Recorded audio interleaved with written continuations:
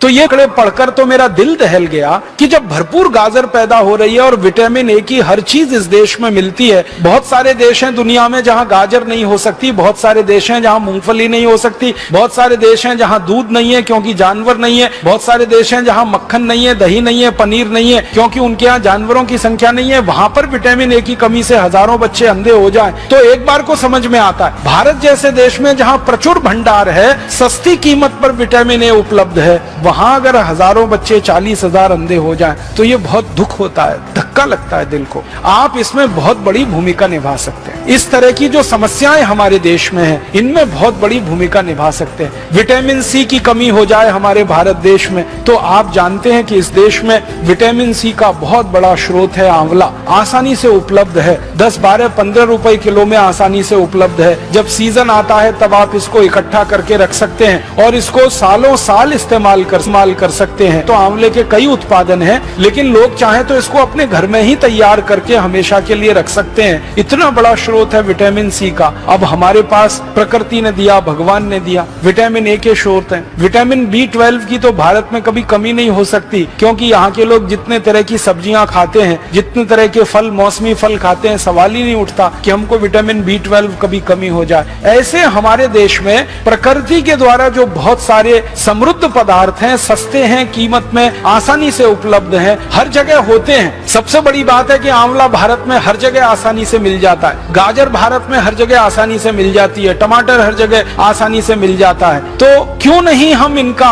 हमारे मरीजों में, हमारे देश के साधारण नागरिकों में प्रचलन बढ़ाएं और इस प्रचलन को हमारे देश में जितना ज्यादा आप बढ़ा देंगे, हमारे मरीजों की फालतू दवाओं पर निर्भरता उतनी कम हो जाएगी। कैल्शियम की कमी के आपके पास जितने सारे मरीज आते हैं और आप उनको कैल्शियम के बहुत सारे स्रोत बताते हैं और आप भारत में बहुत सारी सस्ती चीजों से कैल्शियम को उपलब्ध करा सकते हैं। सबसे आसानी से कैल्शियम हमारे यहाँ उपलब्ध है चूने के पत्थर के रूप में, और चूने का पत्थर एक 50 पैसे का बाजार से खरीदो, पानी में डाल के उसको रखो तो इतना चूना बन जाता है कि साल, 2 साल, 5 साल, 10 साल हम बहुत आसानी से अपने कैल्शियम की पूरे परिवार की जरूरत कम कर सकते हैं। आप भारत के लोगों को एक छोटी सी बात कहिए, विनम्रता से मैं आपसे कहना चाहता हूँ कि लोगों से कहिए कि कैल्शियम की कमी पूरी करनी है तो सेंडोज की गोलियां ले आते हैं। कैल्शियम सेंडोज की सैकड़ों रुपए की गोलियां आती हैं। बेचारा गरीब आदमी तो सोच के ही परेशान हो जाता है, फिर उसका खर्चा बहुत बढ़ जाता है। माताओं को अक्सर गर्भावस्था के समय में कैल्शियम की गोलियां आप सब बताते हैं, तो उनको इतना ही कह दीजिए कि चूना खाओ, और लोगों से कहिए चूना लगाओ मत, किसी को चूना खाओ। चूना लगाने के लिए नहीं है, खाने के लिए। ये चूना लगाने की जो आदत आ गई है हम में, अंग्रेजों से सीख कर हमने चूना लगाना सीख लिया सबको। पहले कोई इस देश में किसी को चूना नहीं लगाता था, अंग्रेजों के आने के बाद हमने चूना लगाना सीख लिया। तो लोगों से कहिए चूना लगाओ मत, चूना खाओ। ये चूना खाने के लिए है। बस इतना ही विनम्रता से कहिएगा कि तंबाकू के साथ मत खाओ। उसको खाना है तो दही में डाल के खाओ, उसको खाना है तो दाल में डाल के खाओ, उसको पीना है तो पानी में डाल के पियो। मामूली सी मात्रा जीरे के दाने के बराबर, गेहूं के दाने के बराबर दही में, नहीं तो दाल में, नहीं तो सब्जी में, नहीं तो पानी में आसानी से खाया जा सकता है और बहुत बड़ा कैल्शियम का स्रोत है। भगवान ने इतना बड़ा कैल्शियम का स्रोत इस देश को दिया है, शायद ही किसी देश में होगा। वो चूने का पत्थर ही है जिससे हम सीमेंट बना रहे हैं, वो चूने का पत्थर ही है जो 20 तरह के उद्योग में जा रहा है। वो ही चूना हमारे मरीजों के कैल्शियम की पूर्ति में बहुत बड़ी भूमिका निभा सकता है। तो ये साधारण सी बातें आम आदमी के दिल दिमाग में बहुत जल्दी बैठ जाती हैं, लेकिन आप कहेंगे तो